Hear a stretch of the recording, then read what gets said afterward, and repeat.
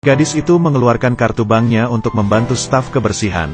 Tak disangka kartu yang baru dia keluarkan dicuri oleh manajer.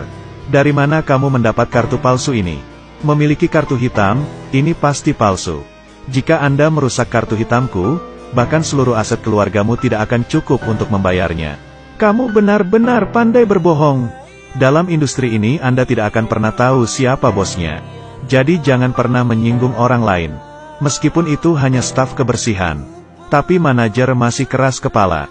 Melihat dirinya tidak bisa menang, dia segera memanggil mitranya.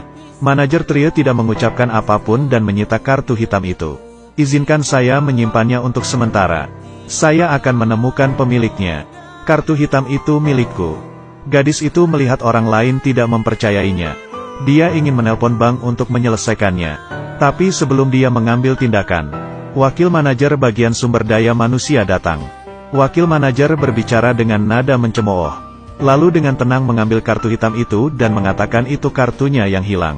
Oh, aku tahu. Nama wakil manajer adalah Potulan. Nama di kartu hitam ini adalah PTL. Serangkaian tindakan gila ini membuat gadis itu terdiam.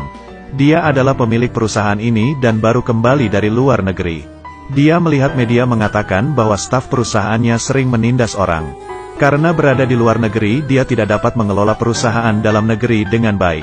Jadi dia memutuskan untuk pergi memeriksa. Dia ingin melihat sendiri bagaimana berita seperti itu bisa tersebar. Jika memang ada stafnya yang menindas orang lain, maka dia tidak akan memaafkannya. Tanpa diduga pada hari pertamanya bekerja dia dihina oleh Nana. Lalu meskipun Dean meminta gaji lebih dulu untuk bisa melakukan operasi untuk anaknya, Nana dan manajerlah memiliki pendapat yang sama. Mengatakan bahwa Dean adalah seorang pembersih. Nyawa anaknya tidak sebanding dengan uang yang dikeluarkan. Gadis itu benar-benar tidak bisa menahannya lagi. Dia datang membantu Dean. Tak disangka Nana akan membenci mereka semua. Staf kebersihan tak sengaja mengotori sepatunya. Sepatu saya kotor, bersihkan untukku. Manajer, saya akan membersihkannya untukmu. Siapa yang mengizinkanmu menggunakan tanganmu? Gunakan mulutmu untuk membersihkannya. Apa yang kamu katakan? Untuk bisa mengobati penyakit anaknya Dean hanya harus bersabar. Dan kesombongan Nana adalah sebuah bencana. Gadis itu tidak bisa menahannya lagi. Jadi dia menelpon wakil presiden perusahaan. Ingin menangani masalah di perusahaan ini.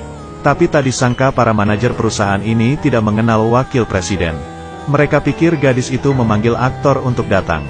Buka mata kalian dan lihat dengan jelas, dia adalah wakil presiden. Melihat situasinya semakin tidak sedap dipandang. Pihak lain juga menjadi semakin sombong.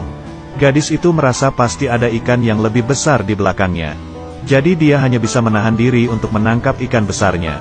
Ketika dia kembali ke kantor, wakil presiden meminta maaf dan menjelaskan.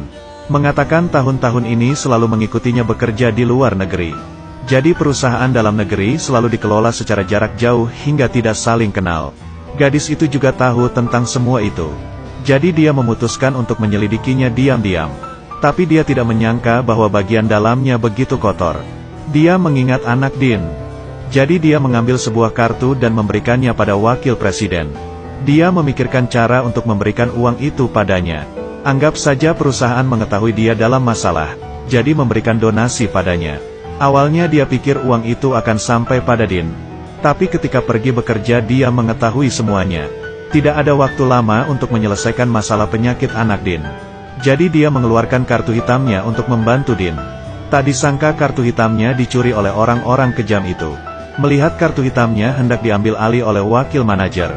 Dia berniat menelpon bank untuk memberitahu kebenarannya. Wakil manajer menyadari bahwa dia tidak bisa berpura-pura lagi dan mulai bersikap kotor. Dia membuat alasan untuk memecat gadis itu dan Dean. Gadis itu tidak tahan lagi dan memutuskan untuk mengekspos wajah musuh. Saya menyumbangkan uang pada Dean. Di mana kamu menyembunyikannya? Bagaimana Anda tahu tentang uang itu? Mendengar ini wakil manajer mulai panik. Tapi dia dengan cepat bereaksi, katakan tidak ada uang sumbangan. Dia memarahi orang-orang dengan sangat agresif. Tak disangka perkataannya mengungkapkan kebohongannya.